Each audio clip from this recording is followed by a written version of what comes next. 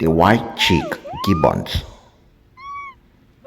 These apes are known for their white markings on their faces and their strong hook-shaped hands and long arms, which enables them to jump from tree to tree.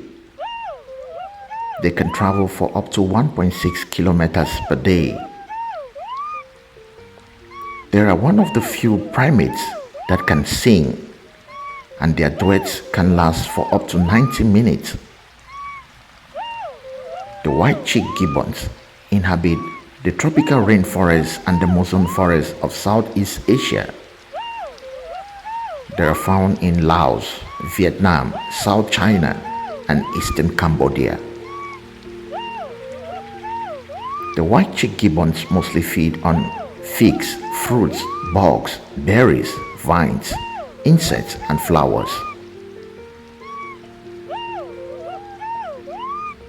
The adults can grow to a height ranging between 80 to 150 centimeters tall, weighing between 9 to 13 pounds.